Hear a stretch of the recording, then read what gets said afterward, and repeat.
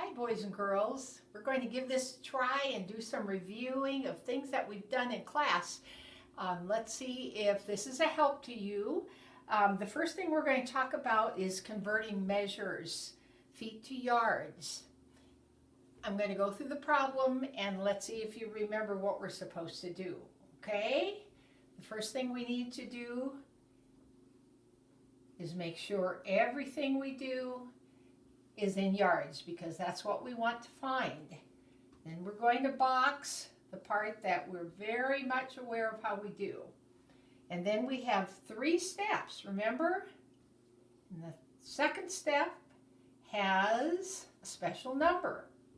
So the first thing you have to ask yourself is, how many feet are there in a yard? That's my special number that I need to know, okay? How many feet in a yard? Well, that's 3, so I'm going to put that by my special number. And if I go from feet to yards, am I going from smaller to larger or larger to smaller? Well, from feet to yards is smaller to larger. So what do we have to do? We have to divide. So we're going to divide. We have a special number of 3, and our steps then are very simple. We know that we have 60. So 60 divided by 3 equals what? Well, that's pretty easy. If you don't know, go ahead and do the work. 60, divided by 3. How many groups of 3 and 6? 2. 2 times 3 is 6. Subtract, bring down. How many 3s, is 0, sorry. How many 3s in 0? 0. So, our answer is 20. 60 feet equals 20 yards. Remember how to do that? Let's do one more. This was our work from yesterday. Well, Friday, actually. Yesterday was Sunday, and we weren't doing any work then, right? So let's do one more. This time it is 7 days equals how many hours? So what we need to know is how many hours. Remember, just write it down, the unknown. We have 3 steps. Again, we're going to ask ourselves, days to hours. Is that smaller to greater or greater to smaller? And this time, days to hours, we're going to multiply from days to hours. Okay, greater to large to smaller. We're going to multiply. We're going to have a special number. How many hours in a day?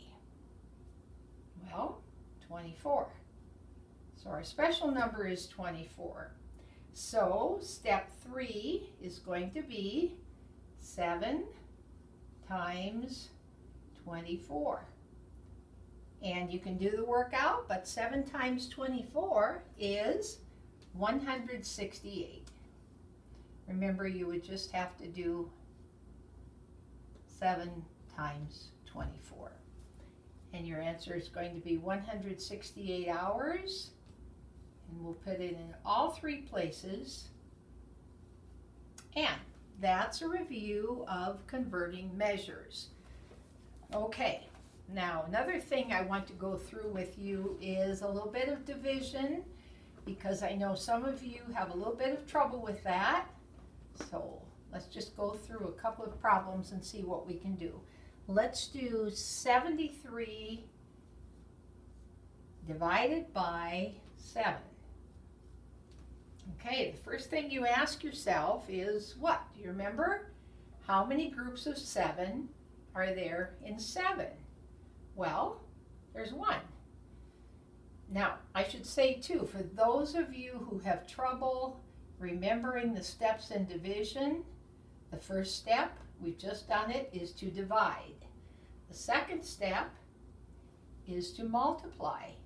1 times 7 equals 7. The third step is to subtract. 7 minus 7 is 0. I'm going to compare 0 and 7, and the number I've subtracted, remember, has to be smaller than the divisor, which is 7. And it is. So I have compared. Now I'm going to bring down my other number, which is a 3. Well, how many groups of 7 are there in 3? 0. So I have to write 0. Let's see. I did my little bring down. Now I'm starting all over. I divided my 3 by 7. Cannot divide 7 into 3, so it's 0. 0 times 7 is 0. 3 minus 0 is 3. I've subtracted, I'm comparing, yep, 3 is smaller than 7. I have nothing to bring down, so my answer is 10, remainder 3. Okay? That should be pretty easy. Now, to check this, let's go ahead and check. Remember, the opposite of dividing is multiplying, so we multiply our answer by the divisor. So 10, 7, 7 times 10, 7 times 0 is 0, 7 times 1 is 7. And we always have to add our remainder. Well, that's plus 3. And does this compare?